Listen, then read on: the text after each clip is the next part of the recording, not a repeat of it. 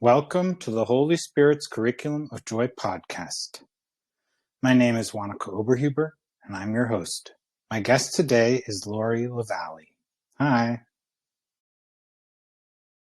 Hello, everyone.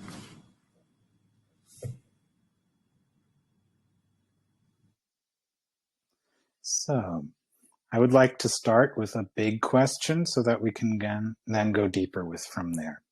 So, you have reached a way of seeing the world that you have today and has become natural to you, and I would like to know how you got there.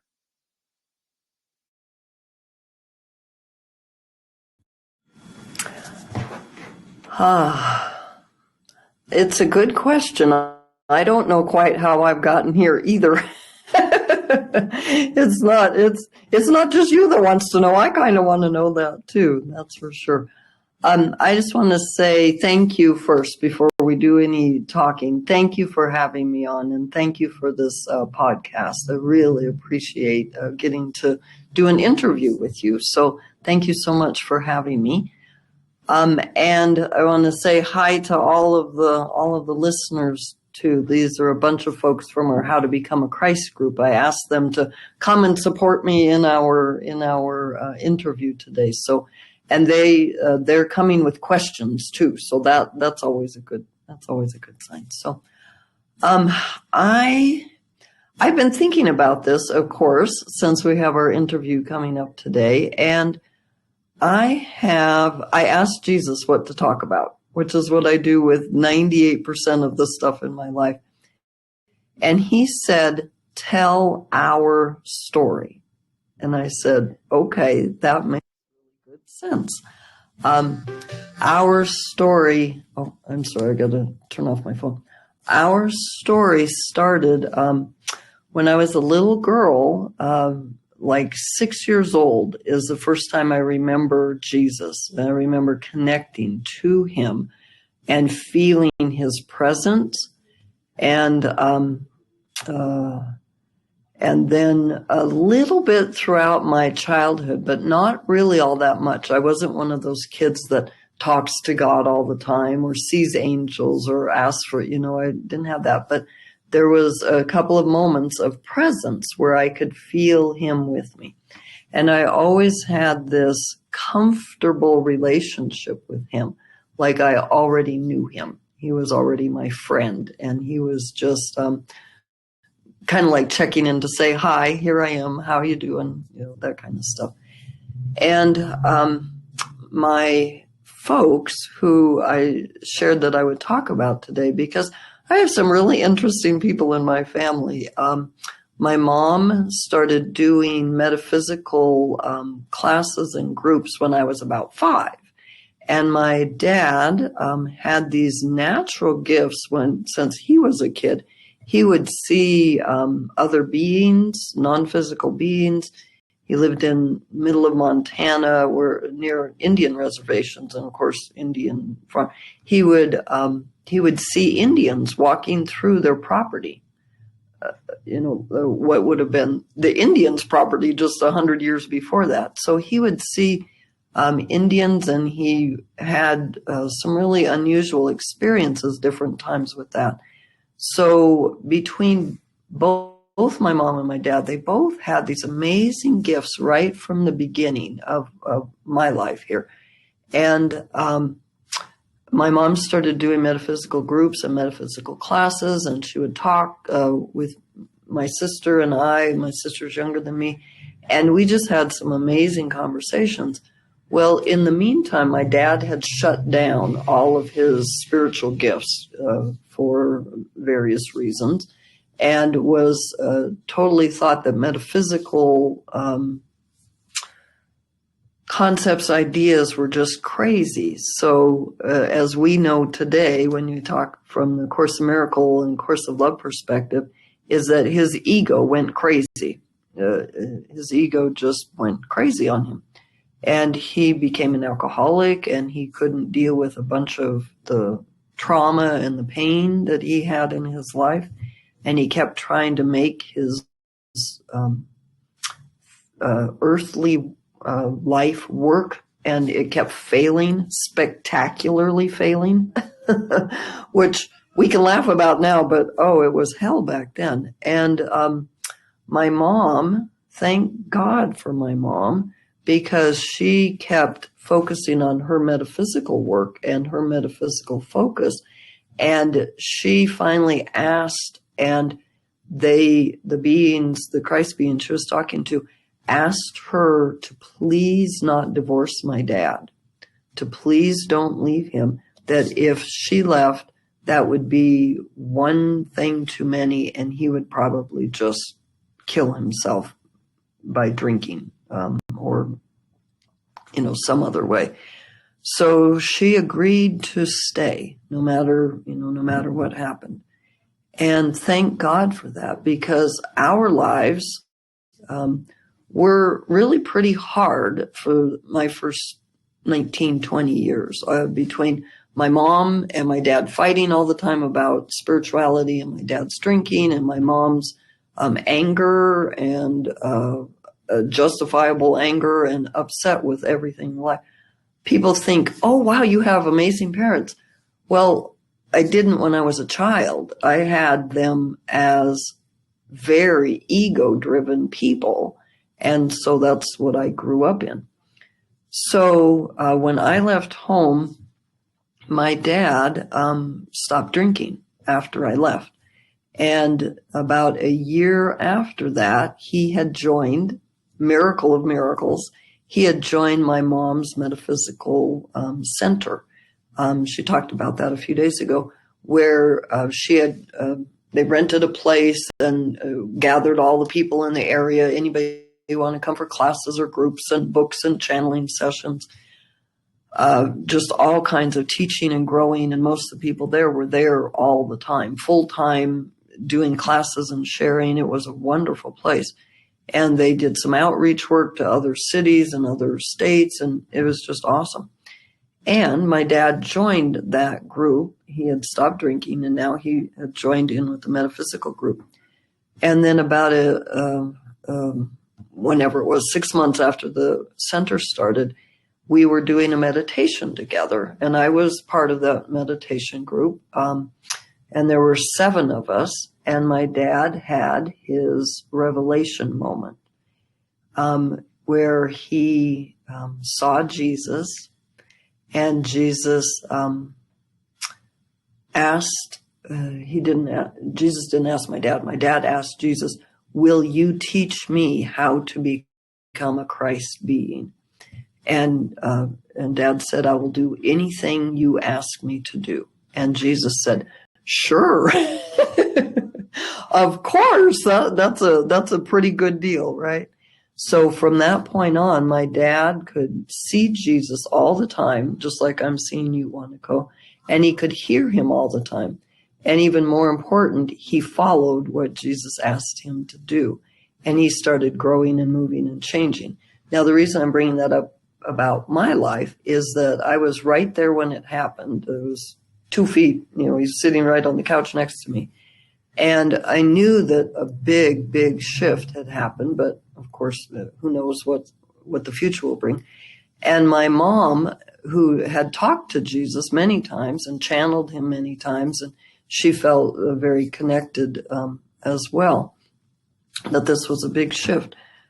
So we went from totally ego-centered life, barely hanging on by the fingernails, to my dad making these huge changes in his being, which then affected all the rest of my family, me, my mom, my sister, and then all the people at the center and everybody around us.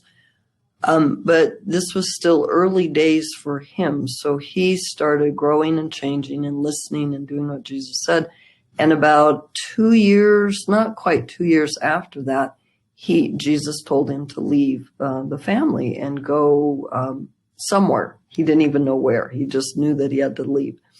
So my dad did that. And at that point, my mom and my dad spent the last week or so together just being thankful, which was so sweet. They were so thankful to each other for the help that they'd given each other. My dad was thankful to my mom. My mom was thankful to my dad. They really parted in a way that was, okay, we have finished with our really intense, intimate time together. And you're going off to do your thing, and I'm going off to do my thing. And it was this really amazing parting. I mean, hardly ever see that. They got divorced like a year or so later after that. And my mom started traveling and teaching metaphysical classes, all kinds of places, and going new places, learning new things. And my dad followed Jesus's direction, and we were in Montana at that point. He ended up in Arizona. My sister and I ended up in Arizona later too, and while my mom was traveling around. And this was where my dad started really following the energy practices of Jesus. Jesus took him through the whole Course in Miracles and taught him everything that he teaches in Course in Miracles, and then taught him to go beyond that teaching to the forgiveness and the letting go, to open up your inner being so that you can hear the voice for God. And from that point on, my dad started doing more and more intensive energy practices. He did the work of the Course, letting go of the judgments and the ego-based thought system and the fear-based thought system and the emotional triggers and dark places in your emotional self. He went through that in about a year or two, which is amazing to me because most people, it takes them maybe a whole lifetime to go through that. But he was super motivated. He had been in hell, and he knew that if this was what had created hell for him, then by God, he was letting go of it as fast as he possibly could, which of course is incredibly inspirational for me too, is let go of this stuff. You don't need it. You don't want it. It creates an unhappy life, that's for sure. I want to stop there because that was the background from both my parents and my sister, who's this amazing person. She's the best manifester I know. She asks for something, the next day she gets it out of nowhere, out of the blue. She used to talk about her past lives when she was a little girl, and I mean, did tons of meditation work. She's amazing too. So we knew that the four of us had deliberately come together to help each other, trigger each other, support each other, and keep moving, make sure that we all kept moving. We were not, any of us were not going to have a regular, normal human life. It was going to be really irregular. So I want to stop there. That's kind of like the basic beginning.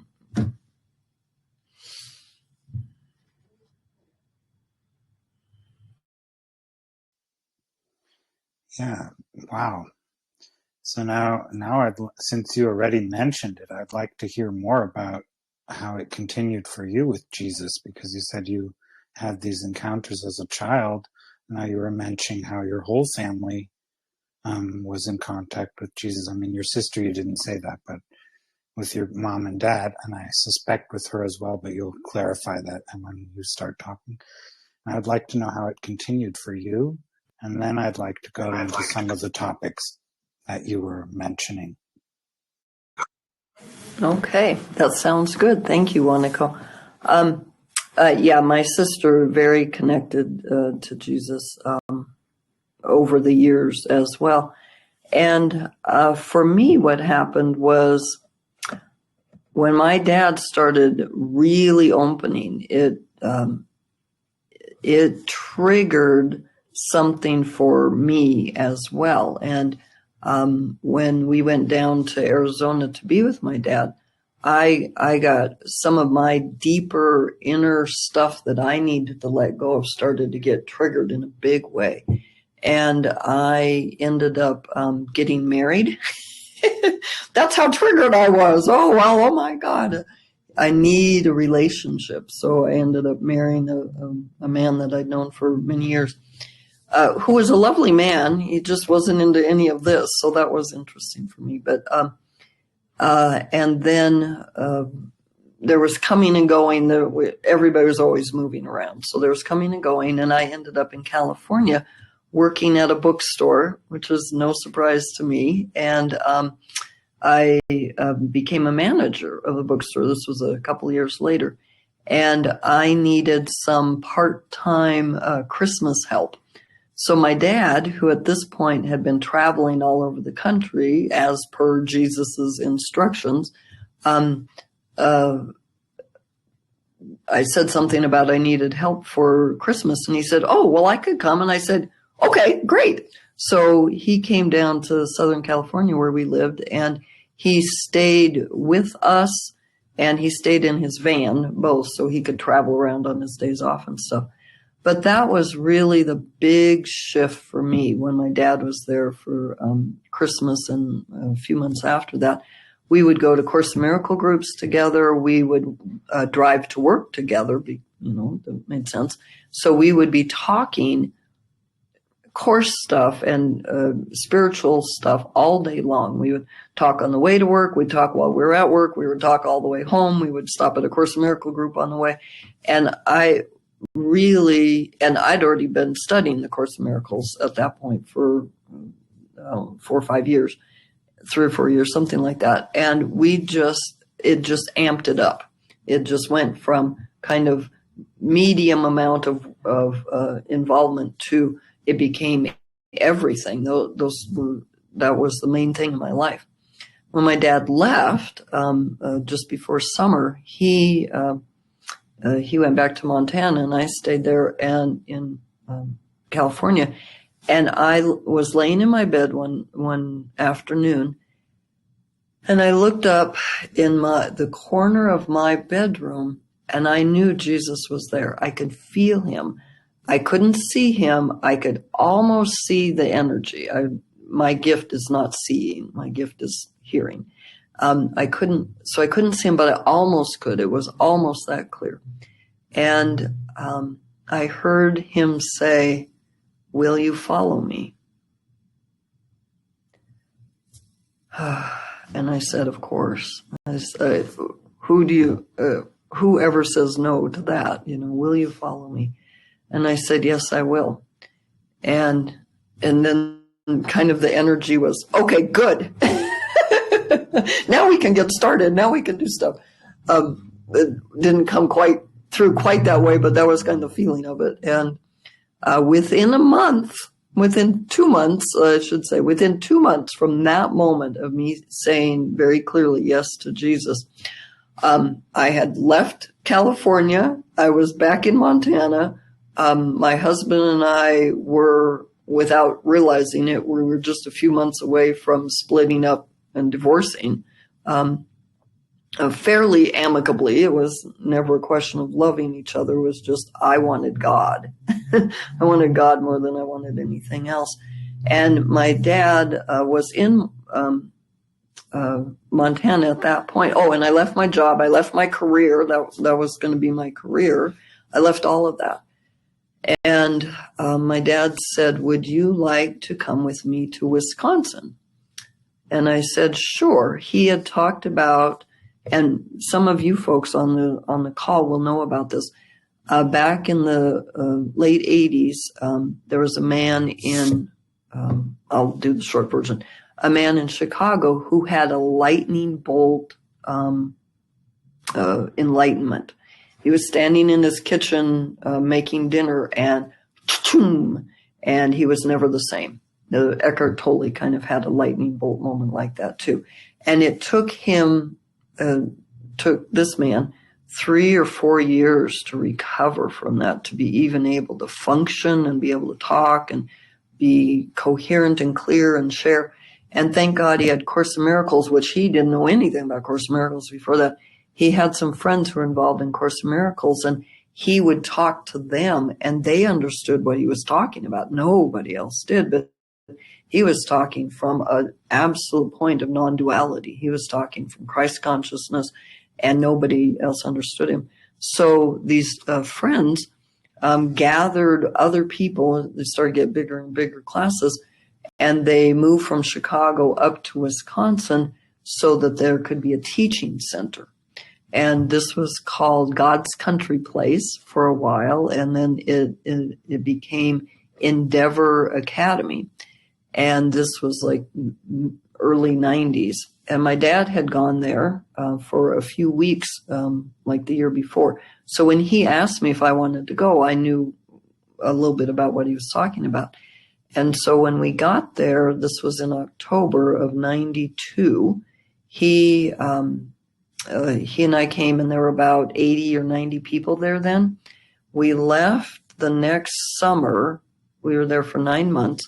We left the next summer, and by that point, there were already 400 people there. It was just huge. And what I always call it, is an American ashram. So it was people who were absolutely dedicated to God and the Course in Miracles and living it, not just talking about it, and having energy experiences and being in the light and everything they could do and letting go of whatever their blocks were. Really super dedicated people. And they were also Americans. So they were rebellious and contentious and didn't do what everybody else wanted them to do. Or, it was definitely not an obedience sort of a setup. This is where I met Vicky and Hector, Ted, Pop, that you just talked to a couple weeks ago, Wanako, as well as, obviously hundreds of people there. Wonderful folks. And a bunch of them are in Sedona, Arizona now. They didn't recreate the same sort of a setup, but they all kind of gathered around. There's probably 20 or 30 people there that have been to the academy. But for me, since this is my story, for me, that was like heaven. That was absolutely heaven for me. People who were kind, who were loving, who wanted to talk about spirituality all the time, who were, there was a really wonderful way of being together. People opened up their homes. We had like 20 people that lived in one home, and they bought a couple of little motels so that people could have their own rooms. It was really a community setup, with the community being everybody helps each other.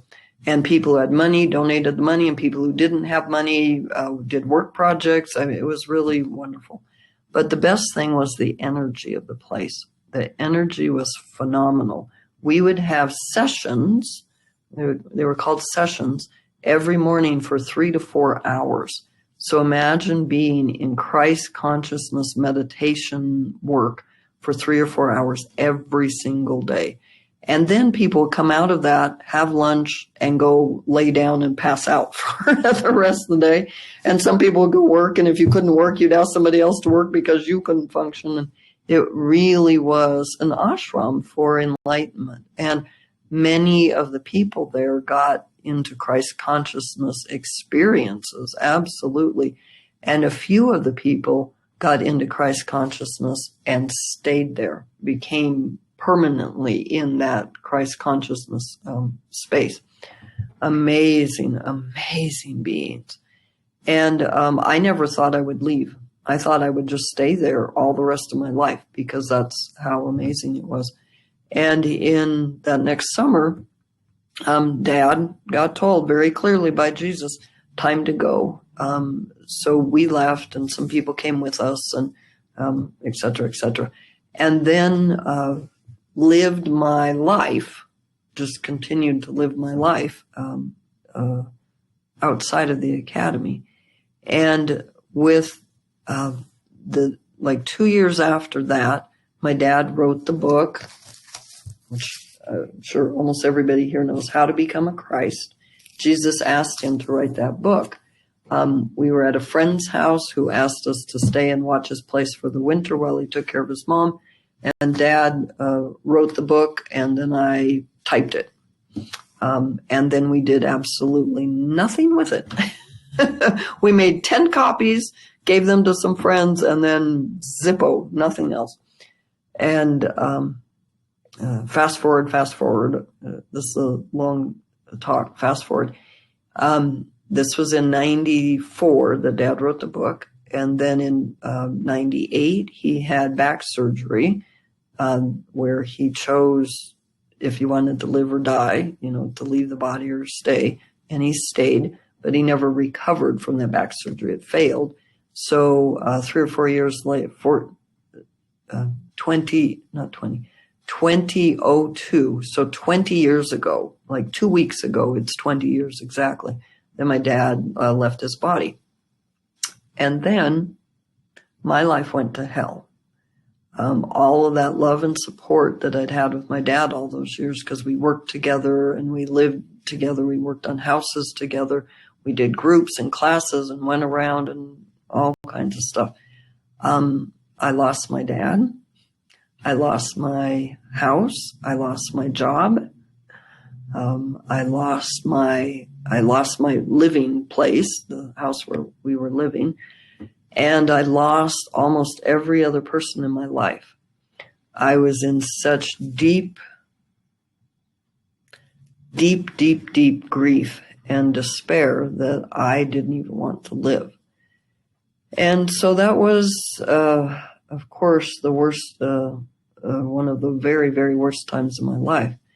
And at that point, and I lost all the people in my life,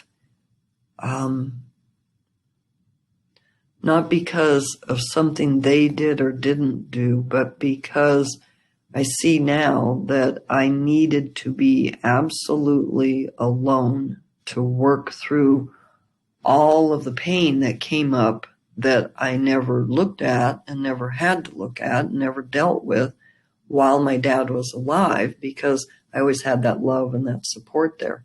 When that was gone, all of this old stuff from this life, as well as many past lives, came up to look at. So it was kind of efficient in a terrible way. It was like, I'm already in tons of pain. Might as well bring up all the rest of the pain too. Let's just work through everything. And that was hell. That was hell for about 5 years. And then I finally started coming out of that. I need to stop for a minute.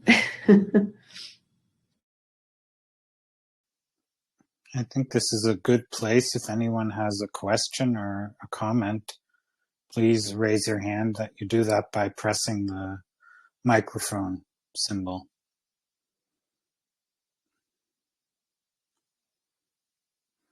No? Okay, then we'll continue. Okay. So thank you. This is a longer story than I thought, so I'll finish up here. So during that time, I got involved with my last partner, and we were together for many years. And he certainly gave me lots of opportunities to look at all the pain in my life and to release that and let that go. And he also helped me really be honest with myself and see what kind of crazy stuff I was thinking and what behaviors and addictive behaviors I was doing too, to try to cope with my pain that I had done off and on my whole life. So there was this huge dark night of the soul, looking at the pain that I had been in and looking at the ways I was trying to avoid the pain and get away from it.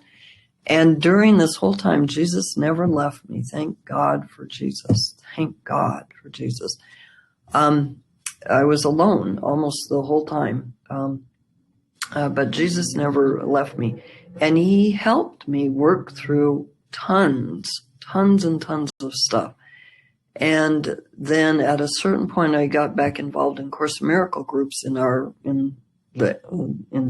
in the area we lived up in Washington. And that was kind of the beginning of my light coming back, to have, again, people to go talk to and share with and be with. And I found 2 groups and 2 different Unity churches. And then that snowballed into meeting all kinds of people and then having more groups and more groups and more groups. And that was like 2007 or 2008 to like 2013. And that was when I left my partner. I was in 2013, and then went through some more stuff around, letting go of that. And then 2016, Jesus asked me if I would be willing to publish the book. And I said, sure. And we found the very last copy. I didn't have the discs anymore. Nobody had their copies. I didn't have any copies. My stuff had been stolen in the meantime. That was hell. But finally, one friend found her copy of the book, and thank God for that, because then, 2016, we published the book. And from that point, Jesus asked me, now that you've published it, are you willing to go around and give it to people, offer it to people, share about it, talk about it? And I said, sure. I think I'm willing to do that. And he said, okay, good. And like the day after the book actually got back from the printer, I left to go to a big Course in Miracle conference in Las Vegas. Met a bunch of people I knew there, and then also met a bunch of people I'd never met there, like Mari Perrone, who channeled the Course of Love. Met her there, tons of people, a wonderful group.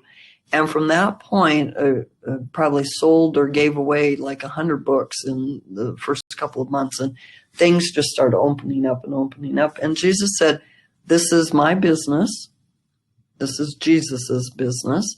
And we'll run it. It'll be a Christ-run business, which means that you don't follow regular business rules. You give things away, and you ask for help, and you go where you're told, and you do what you're told to do. And it was a lot of letting go of my own plans. And from that point, 2016 till now, I did groups and workshops and in-person groups. And then, of course, we started doing Zoom groups. And then when COVID hit, of course, then we had tons and tons of Zoom groups instead of our in-person groups.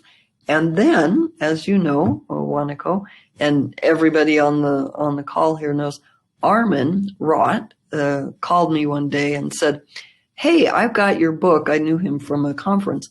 I've got your dad's book. How do you feel about translating it into German? And this is the example of a Christ-run business, right? Out of nowhere comes this wonderful man saying, hey, let's make it German. I went, German, okay. And I said, yes, that sounds great. And he says, good, because I've already got the first chapter translated. He said, I realize I probably should ask you if that's okay before I go any farther. I said, yes, you betcha. So last year, just right about this time, the German version of How to Become a Christ came out. And thank you, Armin. I know you'll be listening to this. Thank you, Armin, so much for your help. And within a few weeks, we had our German groups going. And like I said, most of the people on the call, the live stream here today, are from the German group too. And the German group have been wonderful, wonderful, wonderful. So that's the fast forward version. What I've learned and what my dad learned from Jesus, and what my whole life has been about, or most of my life, I should say, is about doing what Jesus says in Course of Miracles, doing what Jesus says in Course of Love, and doing what Jesus says through my dad in How to Become a Christ. I'm definitely, absolutely, entirely thankful to Jesus. If it wasn't for him, my life would not look anything like it looks now.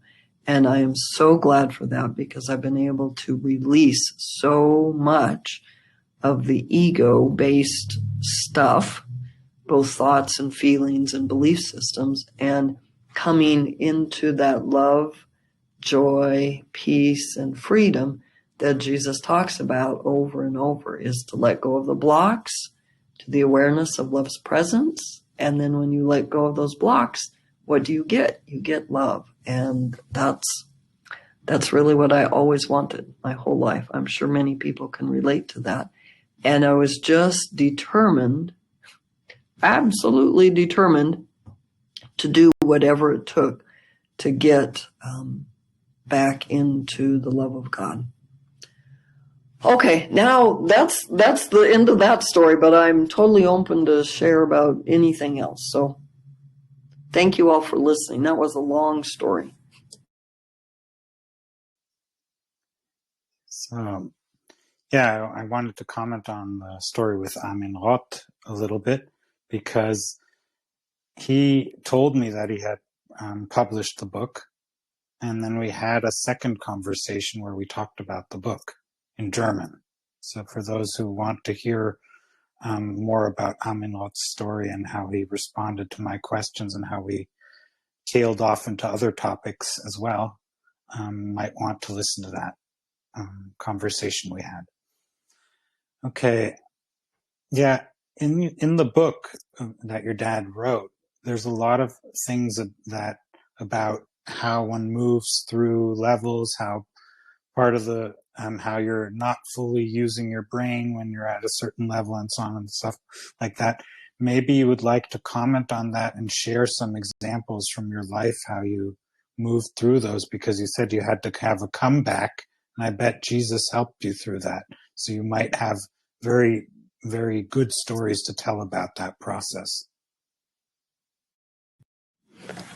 I've got a few, that's for sure. And thank you for that question. And I love how you said that, though. You talk about ways how when you're not really using your brain at all. Would you like to talk about that, Lori? How you did that too? Yes, there's been many times when I haven't used my brain very well either. That's for sure. It was funny the way you said that. But I don't take offense because I am stupid. I mean, oh my God, I did so many dumb things. And as do we all. It's not just me. I'm pretty sure I'm not the only one who did crazy messed up things. One of the biggest things I learned from that, though, is I really take everything. We were just talking about that this morning at one of the How to Become a Christ groups. Really take everything and use it. I mean, Jesus is very clear. This world is an outpicturing of my inner state of mind and my inner state of heart, my inner being, right? That's how this works. So anything and everything can teach me. You can teach me, Wanako, and my chapstick can teach me. You know, everything is God. So if God is trying to communicate with this particular, mindset, mind form, then anything and everything can communicate with me, tell me something, show me something, or love me, or I can give love back to it, receive love from me. So absolutely everything is a teacher. Absolutely not just people. One of my best teachers that taught me about love was a peach tree. She was the most wonderful being, and she taught me about loving and giving without expectation, and the joy of offering abundance and taking care of the babies, taking care of the little ones. I mean, she was a wonderful teacher. And I would not have known that. This is how this connects to your question. I would not have known that except for the fact that I've opened up my awareness to allow other beings in, to not see things as static or dogs and cats as lesser beings. They're my heroes. And to really be willing to listen to the God within everything, and that everything has its own sense of being. You know, we all have our point of consciousness. That's who we are. And what I learned from having made mistake after mistake after mistake was that and this is so kind. I'm just so thankful for this.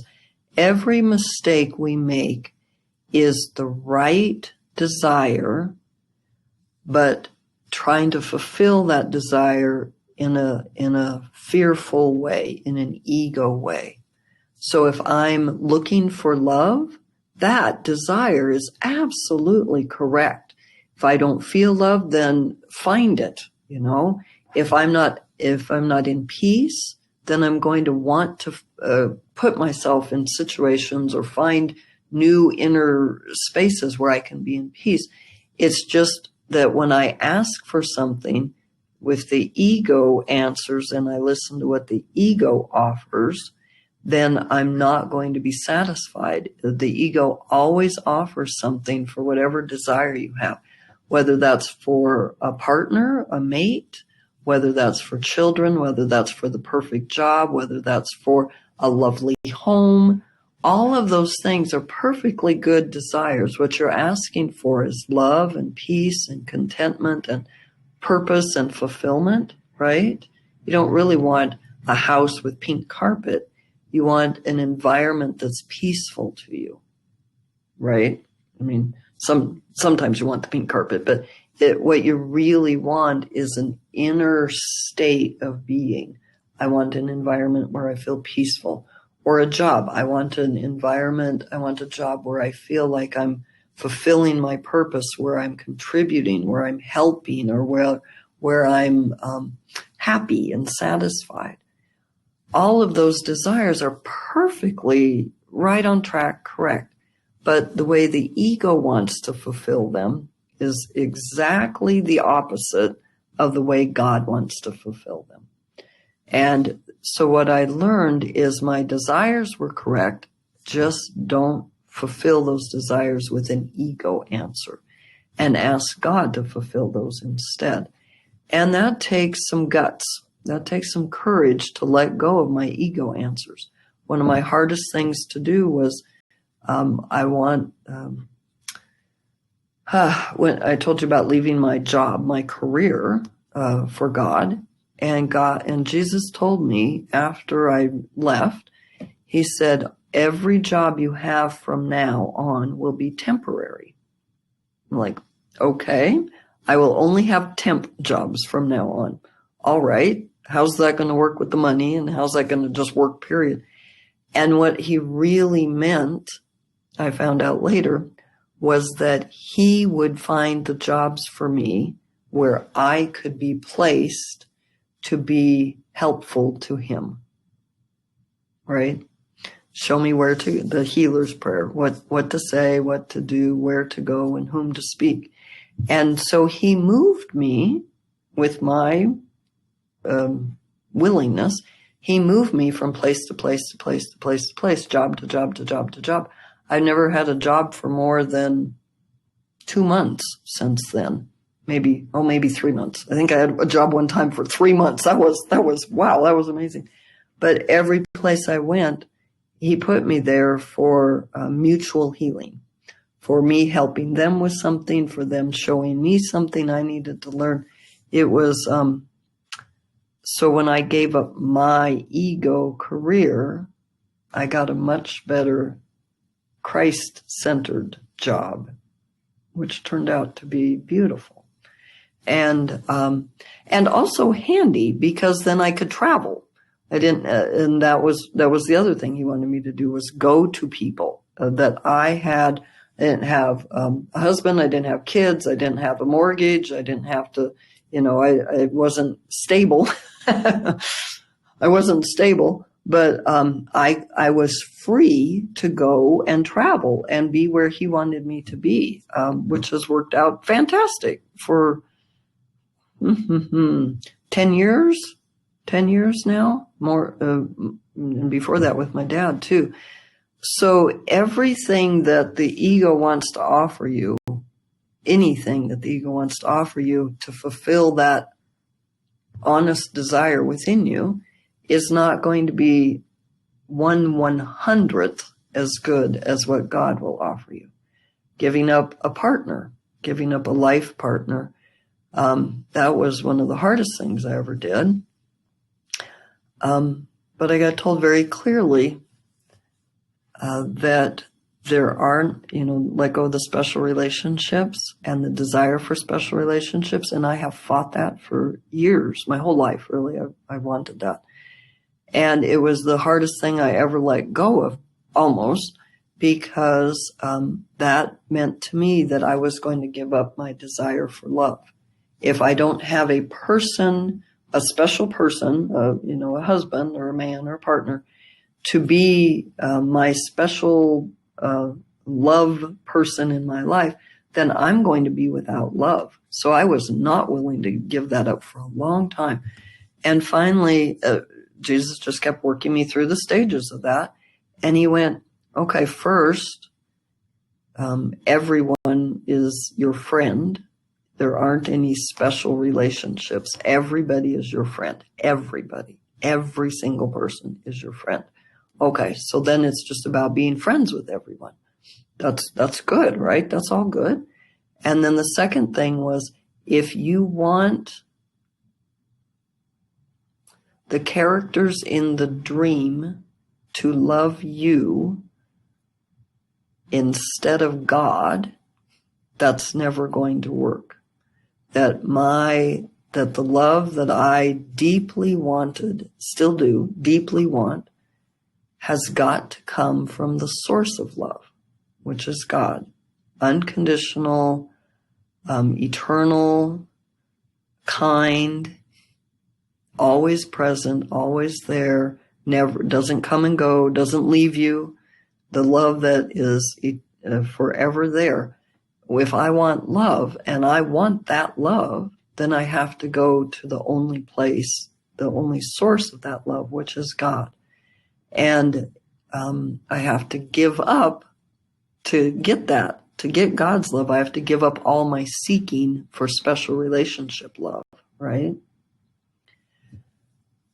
That was not an easy thing to do. That was a hard thing to do. And yet, having gone as far as I've gone with it, oh my God, thank God for that. Now I'm not crazy. I'm looking for special relationships. Now I can have the love that we all want. This is what we were talking about the other day, is that this is our deepest heart's desire, is that love of God. And when we don't have that, when we don't feel that, because we always have that, but when we've blocked it, that's the hardest thing. You're never okay. You're never okay if you don't feel the love of God.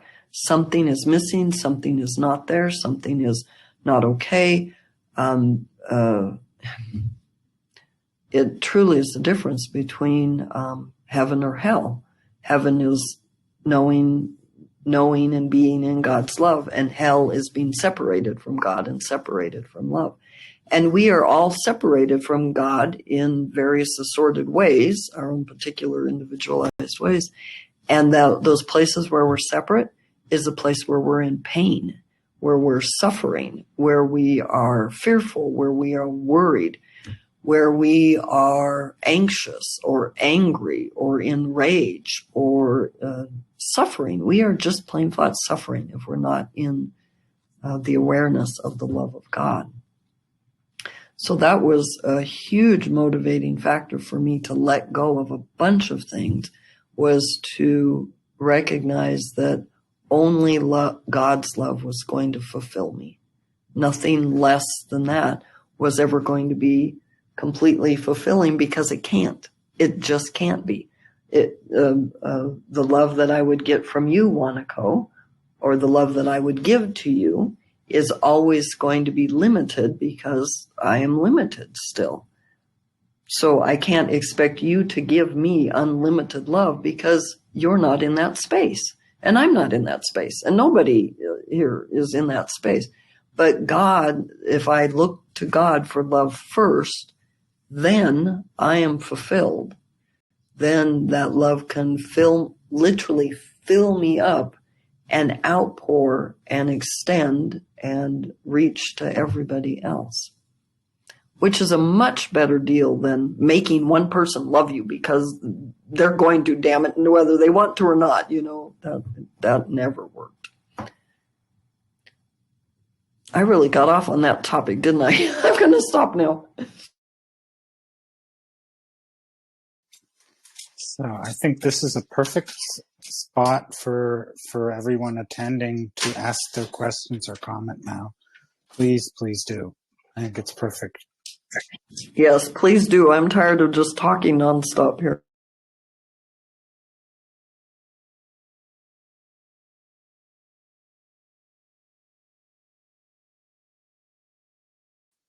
All you need to do is to press the microphone button, and I know that you want to talk, and then I can let you speak. And then you have to unmute yourself. So please do that.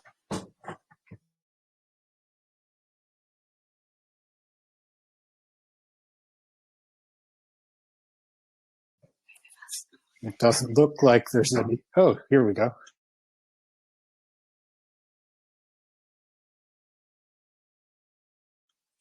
So go ahead, Michael.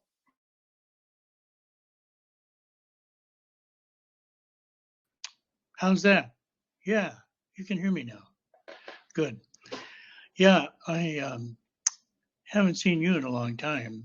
It was back in probably in 2007, 2006.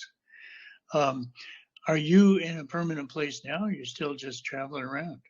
Just traveling around? Cool. Do you have some kind of permanent address, like email or something that, or like some kind of a web presence so that you have a way to, yeah, cool. You're going to probably leave that information. Okay. That was my main question right now. I'm really enjoying your talk, and I think I'm getting a lot out of it. All right, I'll let you go.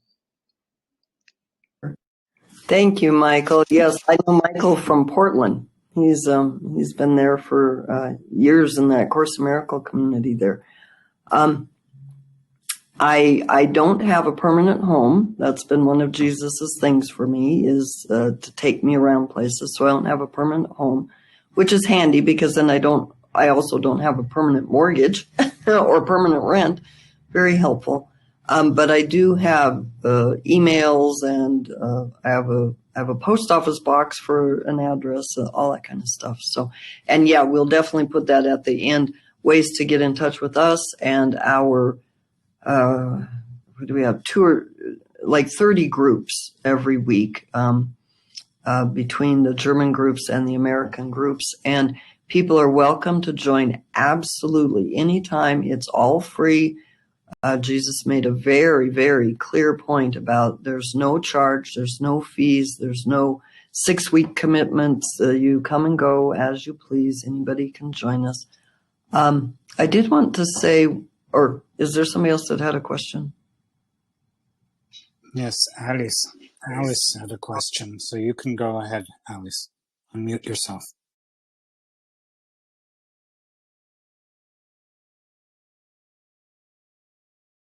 I don't hear you. Are you saying something?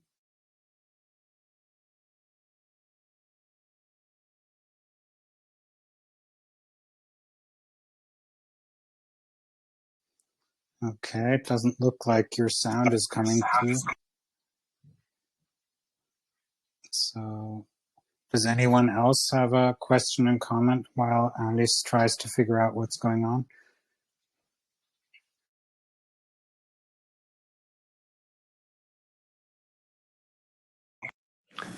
Okay, then I have something I'd like to say.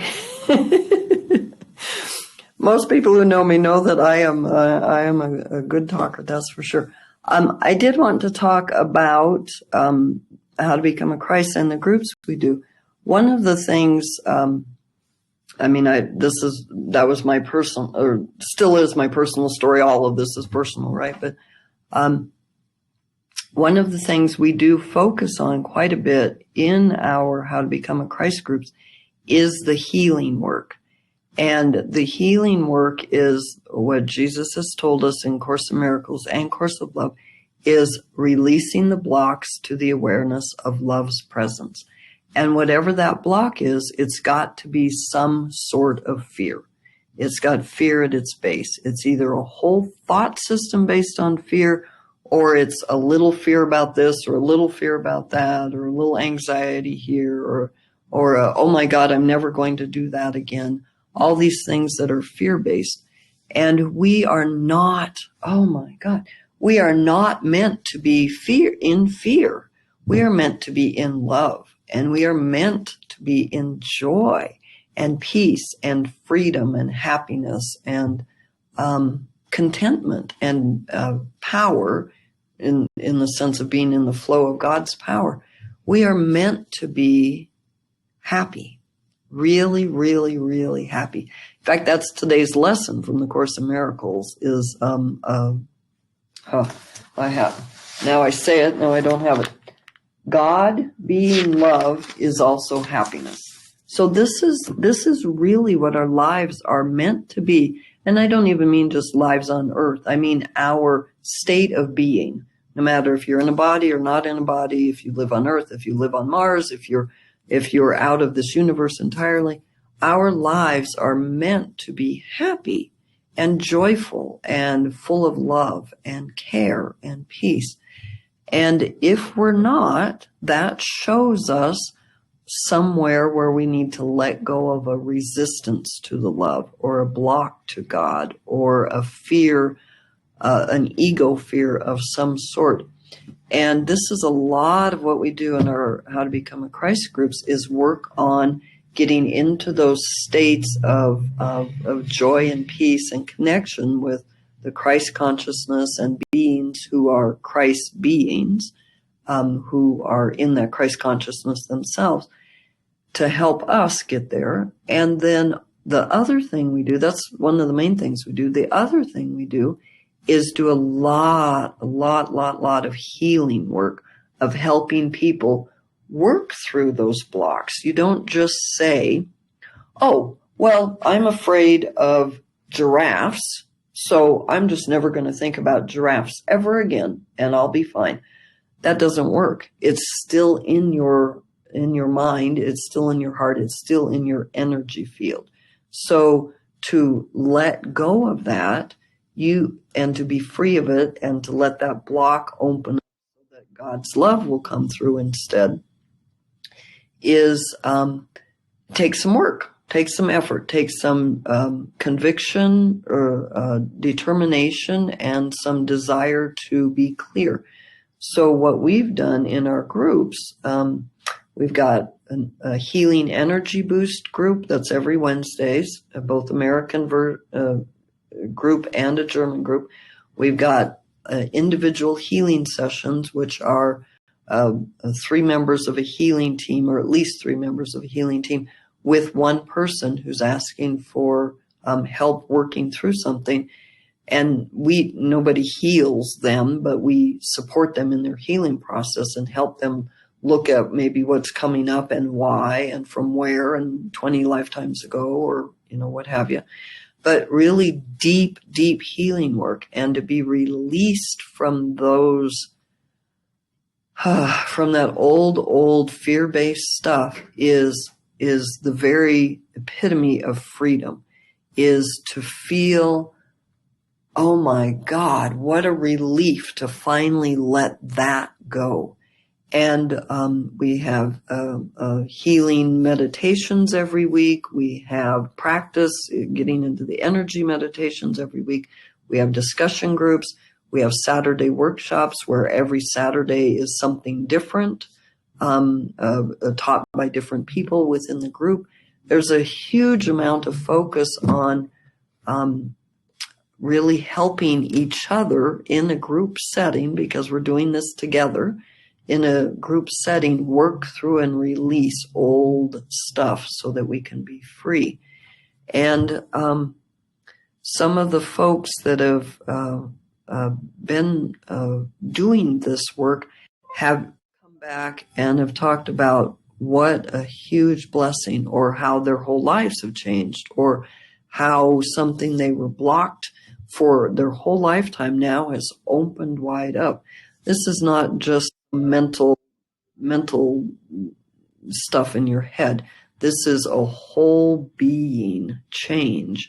This is opening up the heart. This is letting go of old belief systems. This is taking the pain and the suffering and deliberately looking at it, acknowledging it, taking responsibility for it. Usually there's a feeling sense or feeling the feelings around it, and then deliberately letting that go, asking the Holy Spirit or Jesus or other Christ beings. Mother Mary helps us a lot with this, and other beings, and giving it to God.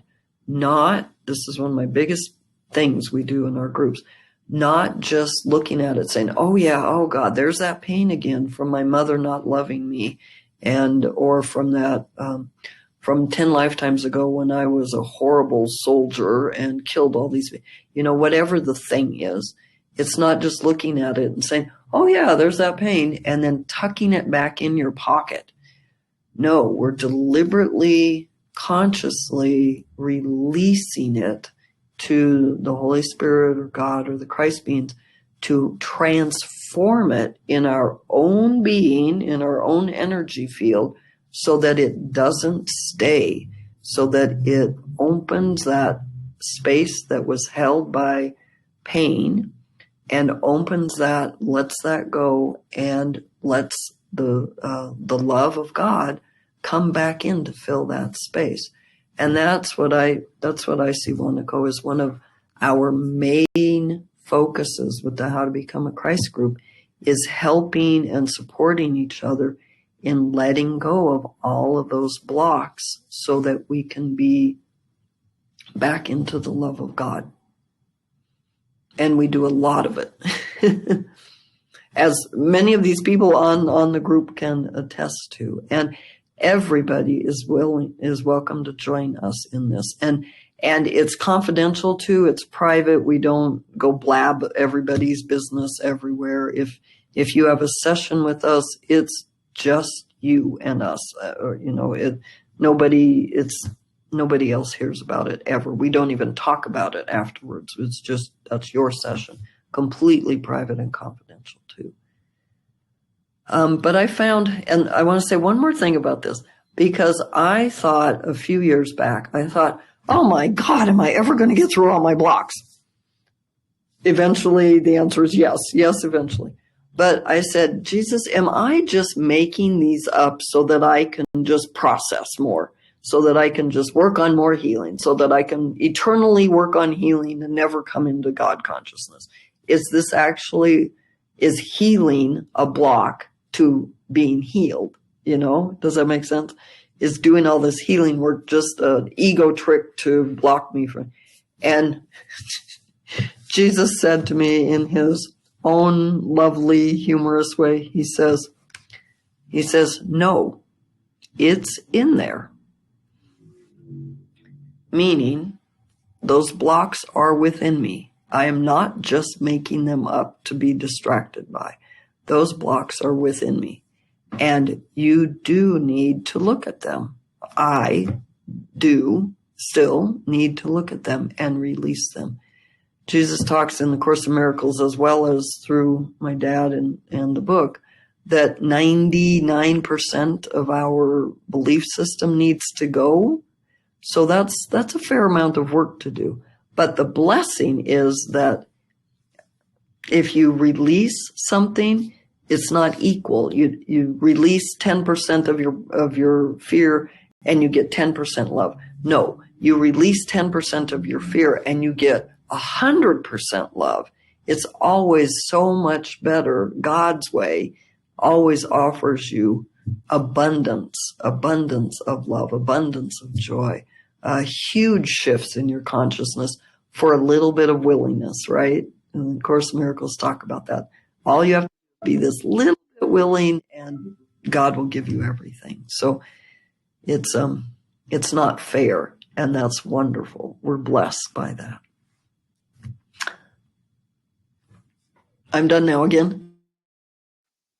So I'm opening the floor once again for questions. And by the way, you can always raise your hand at any point, and then we'll allow you to speak. So it's not like you have to wait until I ask you if you want to ask a question or comment or whatever else. Yep. So go ahead, Laura, you can unmute. Hi, Lori Wanako. I'm really enjoying this conversation too. I was just wondering, Lori, you mentioned guidance from Jesus, but how about from your dad? Are you still receiving guidance from him now as well? Thank you. That is an excellent question. Thank you for asking that, Laura. After my dad died, he came to me and almost, I could almost see him. He was that clear. And he told me three things. And he said, I am not coming back,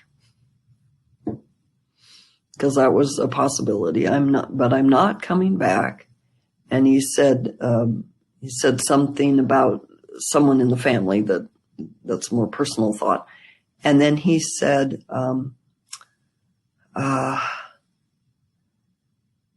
in essence, you have to make your own way. And it wasn't quite like I'm leaving forever, don't talk to me ever again. It wasn't anything like that. But it was that I needed to let go of my dependence on him. And I definitely had a strong dependence on him and his energy and what we did together and that. And that I needed to have my own, do my own work. And so when I got the book published, we and started taking it around to people, it was always Jesus who was my go-to person, my main guy, my main Christ being to talk to. But my dad often comes, or I often see him or talk to him different times. But it was very clear that I couldn't depend on him anymore. I had to do this of myself and for myself, and that I couldn't, as we were talking, I couldn't use him as my prop. I had to do this of my own energy. But he still talks to me, and I still talk to him, and many people within our How to Become a Christ groups talk to him, and he actually talks to you guys more than he talks to me. And not because I can't talk to him, it's just, no, I need to do this myself without depending on him. Thank you for that question. Thank you. Okay, now I have a suggestion, Lori. Since people haven't been in your group, so some of them haven't been, or the people who will listen might not have been, you might want to give a short example of a meditation or something that we could join in here.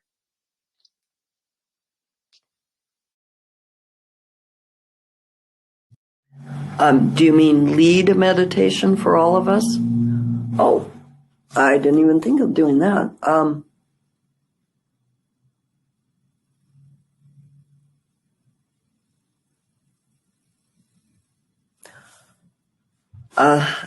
Can I offer this differently?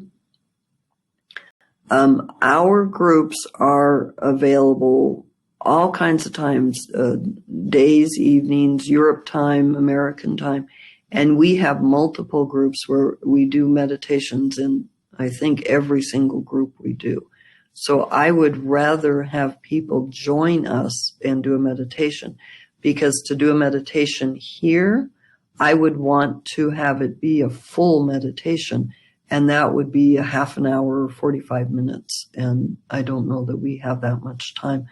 But let me say this about what we do. Jesus, of course, thank God for Jesus.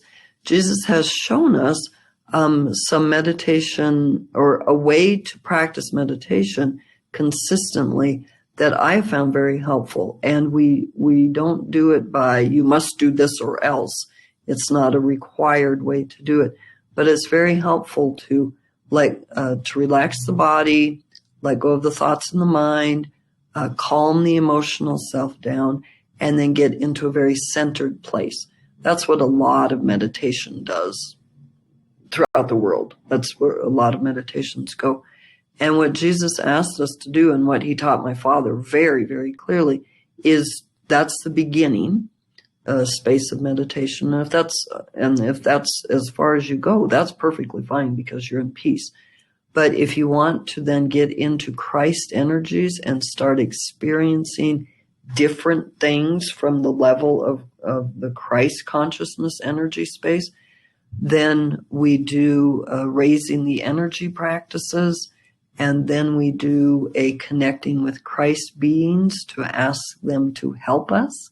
Because, as I like to say, Christ beings know where we're trying to get to, right? They're in that consciousness. They're in that experience. They're living as Christ permanently. So they are all welcome. I'm not saying that. We are all welcome to join with them, and they will help us any way they can to help move us through our blocks and open up more and more to God and be more willing and be more open. And so to be in that higher level of energy, we do a lot of talking to and connecting with and eventually merging with Christ beings so that they can take us higher in the energies. And this is not to depend on them, but this is for them to show us what it feels like, or what the experience is like, or how it is to be a Christ being. And I always think of them as tour guides. You know, you don't want me to tell you what to go see in Paris. I'll talk about Paris, the Eiffel Tower and the this and the that and the river, and I can tell you all kinds of things about Paris, but I don't know anything about Paris. I've never been there. All I've got is concepts. So if I want to actually go to Paris and have a real experience of being in Paris, then I need to have somebody who lives in Paris, right? They will show me all of the really cool stuff, the best things. Same thing with Christ beings. I can pretend that I think that I know what it's like to be a Christ being. And trust me, I've had some experiences of that, but I don't know hardly anything, in terms of living it as my daily living being a Christ. But a Christ being does. They can tell us and show us and help us and give us hints and tips and energy support to go tour being a Christ being. So we do a lot of work with asking them for help and being willing to let go of our arrogance in thinking we know about some place that we've never been, and to let the beings who actually know help us to get there and stay there and be there. And then we also do energy practices of getting into the Christ energies and doing our best to stay in that level of energy, because that level of energy in and of itself will change you, will shift you, will help you let go of things you didn't even know you were holding on to, will take you into bliss, will take you into the peace of God that passes understanding, will take you out of time and space. These are some of the cool things you can do when you're in the Christ energies. Go back into oneness and actually live there. Christ energy is our natural state of being. Anything that's not in the Christ energy is kind of not unnatural, like bad, but it's stressful because you're not in the peace of God. You're not in the love of God. And so we work on and open to and do lots of meditations. Wanako, thank you for bringing that up. We do lots of meditations on getting into that energy and staying there, and then asking for help from our tour guides. So yes, everybody's welcome to come and join us for any group, and you'll get to experience all kinds of meditations. I just didn't think we have enough time to give it justice today. Yeah. So if there's any other questions, that's perfectly welcome. And otherwise, we can go a little deeper about that, because you were saying how the Christ beings help us. and so on to function a bit like a tour guide. Are there also Christ beings who like to talk to you or share thoughts and things like that? Because that might be of interest to people who like to have someone that speaks to them or helps them on by actually being there for them in their everyday life. Thank you, Wanako. That's an easy question for me to answer because this is exactly what Jesus has asked us all to do. And not just Jesus. I talk about him a lot because he's my favorite being in the cosmos. But this is what all kinds of Christ beings who have been on this earth have talked about. Ramana Maharshi, many of you know him.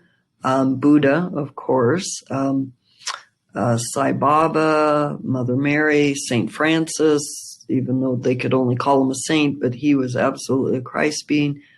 Kuan Yin, all of the Christ beings from the India realm, tons of Christ beings there.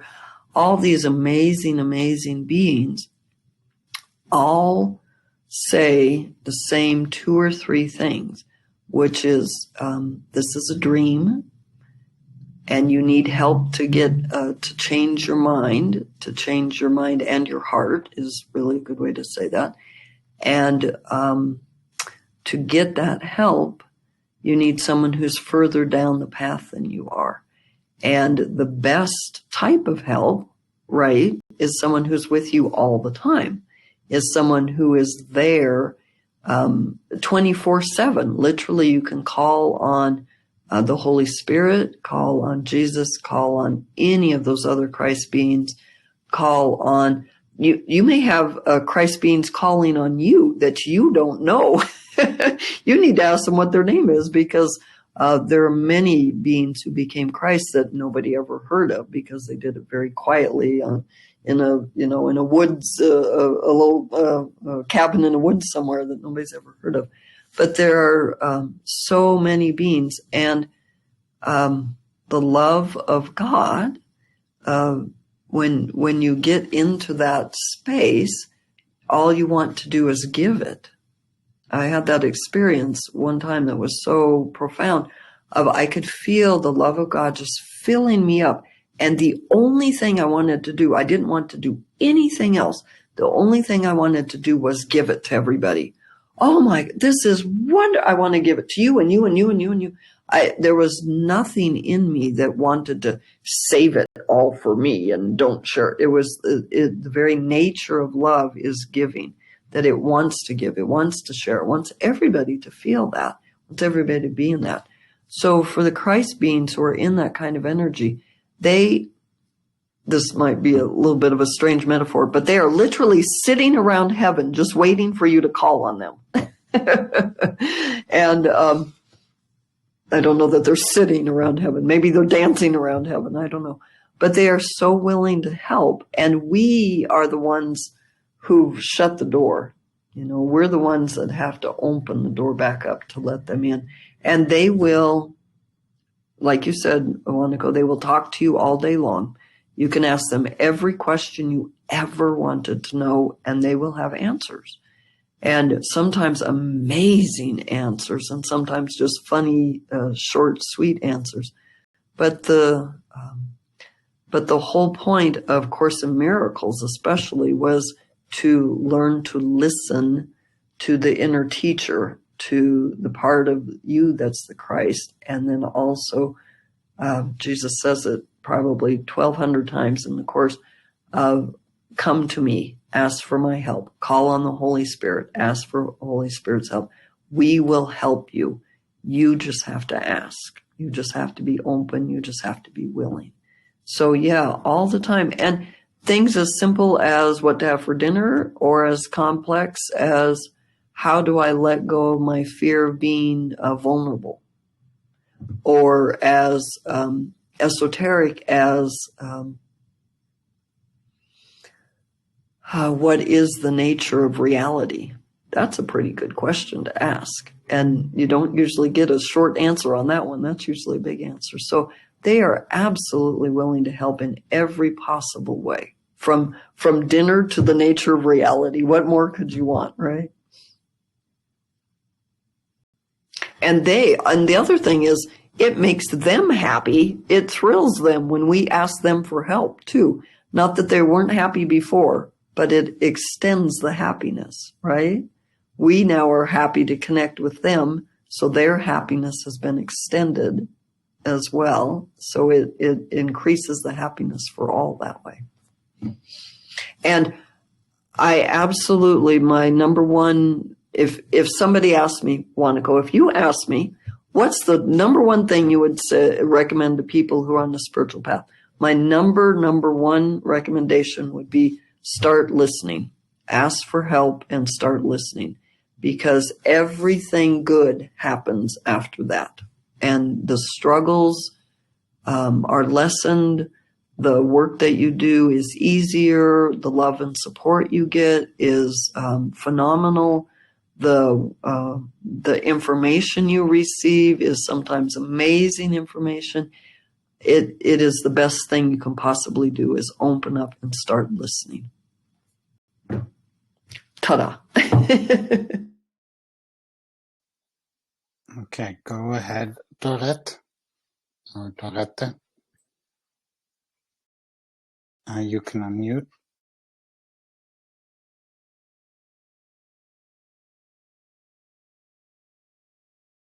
Here, can you hear me now? Okay. Maybe a very naive question. Is your dad a Christ being now?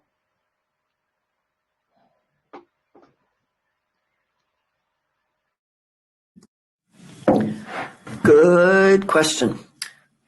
He talks in the book about and most people have this never even occurs to them. This is what I mean about interesting information you get when you start talking to Christ beings.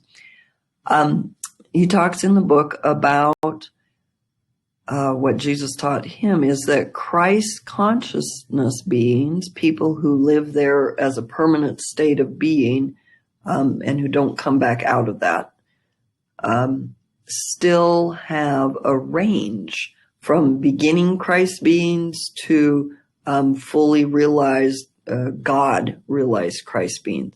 And that even after you become a Christ, there's still processes, there's still movement, there's still growth, there's still opening, letting go and releasing and coming into the Christ, more and more of God energy. And so he talks about that there was a shift, and he talks about this in the book, there was a shift of having many Christ experiences and coming back down out of that, and then having more experience coming back down, kept working on that, opening. And after, I don't know the date that this happened, but there was a certain day that he went into the Christ energy experience and something shifted to the level that, on the really deep inner level, that he never came back out of the Christ consciousness after that point. So he became a Christ consciousness being, which is what we all are as well. And he was very clear. He recognized that was just the beginning, that was not the end. Okay, I got it. I'm done now. That's all I ever have to do. And I can sit back and rest on my laurels. He had Jesus as a guide who does not let you sit on your laurels. Let me tell you, he keeps you moving and very clearly keep expanding and growing and changing and shifting. So even when you're in the Christ consciousness, there's movement, there's opening. And so, yes, he was very clear that he had achieved a permanent Christ consciousness, but that he had not gotten to the level of consciousness like of, say, Jesus, who became total God consciousness, or other Buddha, Ramana, other Christ beings who had kept going and gotten into complete God consciousness as well. So yes, excellent question. And Jesus, by the way, Jesus was the one who told him, this says Master LaValley here. Jesus was the one who told him that when you, when you go to school and you get your PhD, you're then entitled to be called doctor, right? You've done the work to become a doctor, so now people call you doctor. Jesus told him that you've done the work that it's taken to become a master, so you can call yourself master now. So anyway, some people that's a little off-putting for them to see somebody calling themselves master. But Dad never thought of that. Jesus told him to call himself that. So anyway, side note. Thank you, Dorette. Thank you for the question. And my dad also, one more thing. He knew that if he could do it, anybody could, because he recognized how far he came. That how far down he was to start with, and how just totally enmeshed in the world's pain and sorrow and sufferings and thought systems. So he knew if he could do it, anybody could do it. Okay, go ahead, Laura. With you saying that, I do remember you saying that your dad, as a child, did have he could see beings. So it does make me wonder, you saying that everyone can do it, because I've heard other people who have some sort of psychic powers or whatever, and they often have experiences as a child already. So, I hope you're right. I honestly do. But I just wonder, often you hear that they already have experiences as a child, which I can't remember I had them. So that makes me wonder. Yeah, one of the things that my dad was very clear about, it doesn't matter where you come from, it matters where you're going to. And the only thing that takes is willingness and courage and determination and asking for help. Because, he had those experiences, but then he totally blocked them out completely for 40 years. So yeah, that didn't help him. That didn't set him up for it. That was just kind of like a hint that there is more to this life than just what we think we see and think we hear. But yeah, Laura, it's just a matter of keep going. And really, you could stop anywhere along the path, right? That's the problem. Don't stop anywhere along the path. Keep going, keep moving. Wherever you are right now, not just you, Laura, me, Wanako, every single person on the group, wherever you are right now, keep going. Don't stop there, keep going. I will, thanks. I know you will. Laura's amazing. She totally will keep going. Thank you for your question, though. Okay, now it's getting time to wrap things up. So is there anyone who has one last question or comment or two, whatever?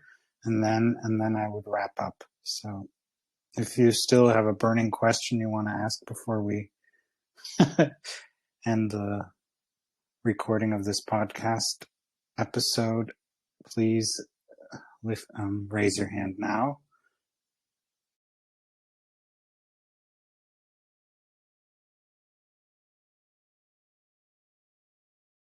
Okay, go ahead, Andrea. I hope you can hear me now. So, Laurie, thank you for your sharing. It was really amazing and interesting. And I want to come back to something you said nearly at the beginning. What I understood is that every desire I have has its true purpose, but it is to follow God's advice and not the advice from the ego. What can I do to make sure that I'm listening to the right teacher and that I'm not following the ego? Well, there's this person I know who's teaching this workshop about how to listen to Christ beings. That might be that's Andrea who's teaching that group. That's one of our Saturday workshops, which is the truth, which is absolutely the truth, is the better you can hear the Christ beings, the less the ego will have, not a hold on you, I don't mean it that way, the less willing you'll be to listen to the ego. And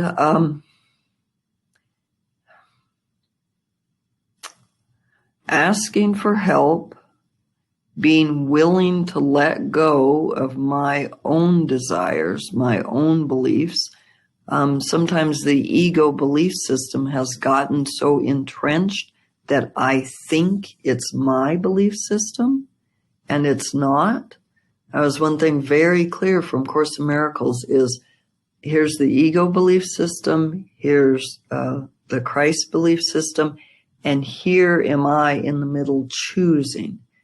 So the ego belief system, often we've listened to it for so long, we believe it's the truth of us too, that I really am not worthy, that I really do need to sacrifice, that I really can't choose to be happy or have a career that makes me joyful or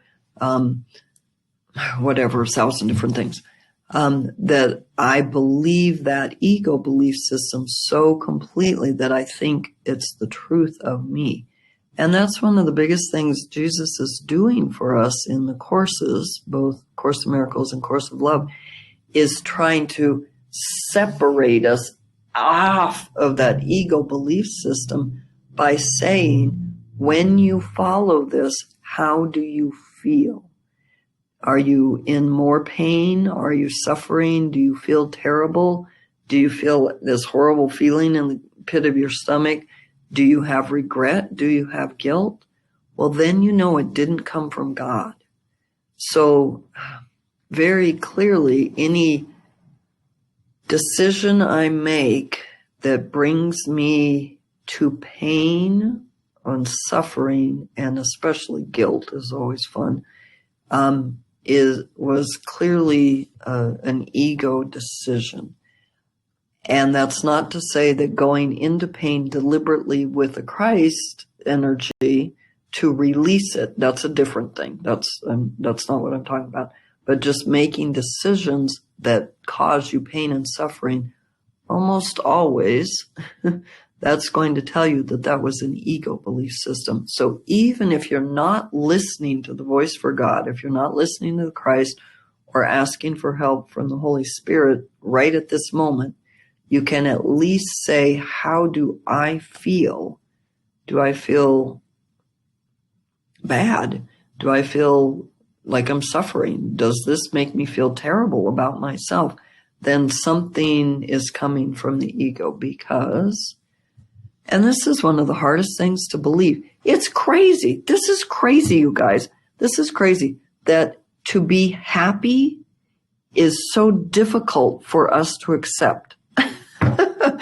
Oh, we want to be happy. Okay, here's some happiness. No, I don't want it. Anyway, I experience that myself. I know I'm crazy when they do that. But the belief that God really is love, and that God really does want just happiness for us. He doesn't want us to suffer at all, ever, not for one instant. That's one of the hardest shifts to make in our own belief system. So when the happiness shows up, you're doing great. And when it's painful and suffering and guilt inducing, then just even that simple feedback shows you that it's the ego. And that's the point where you say, help, I don't want this anymore. And I'm willing to look at something different. So thank you for reminding me for all these things.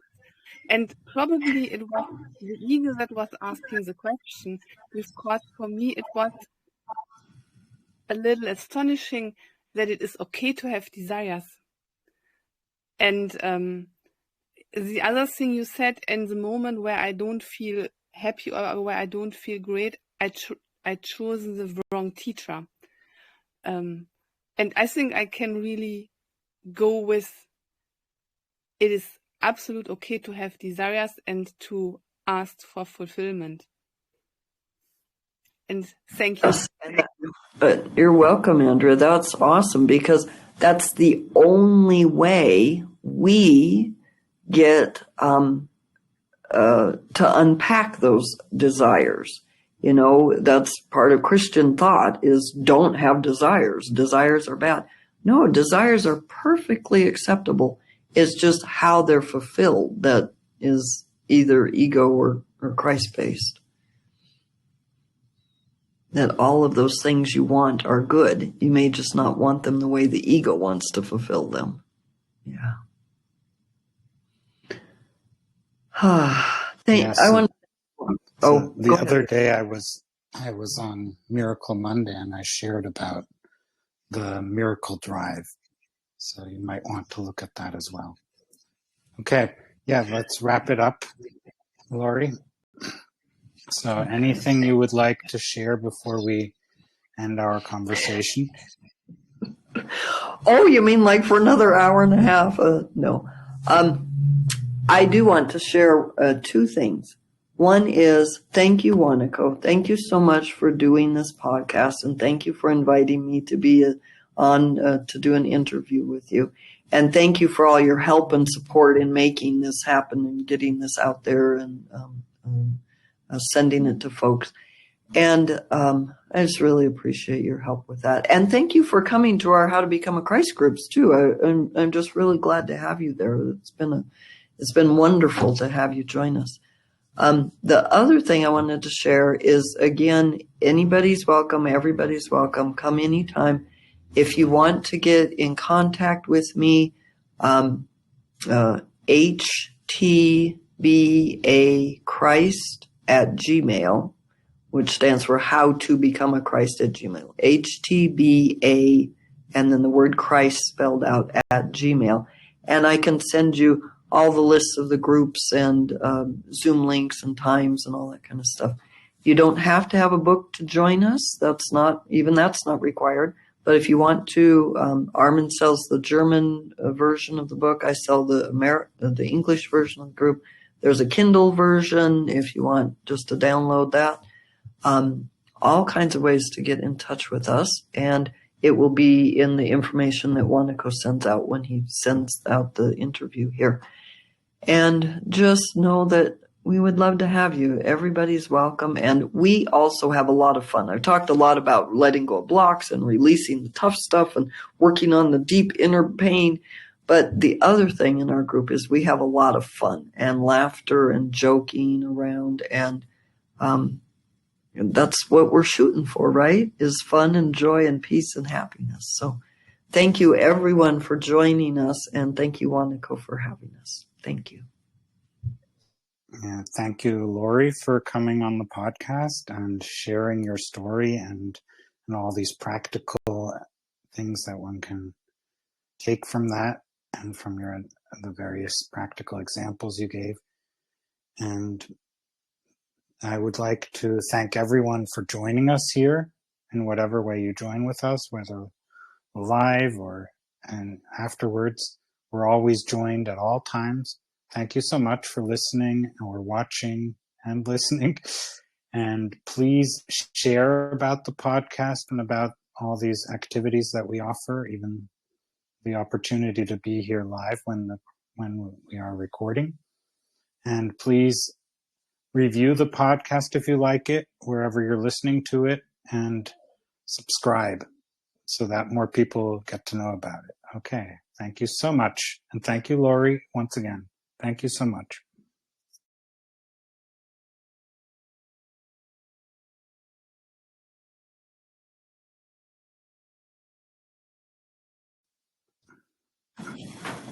Okay, and what do we do now, Wanako? Do I click off, or? I will end the recording, and one can stay on if one still wants to talk a little. Okay.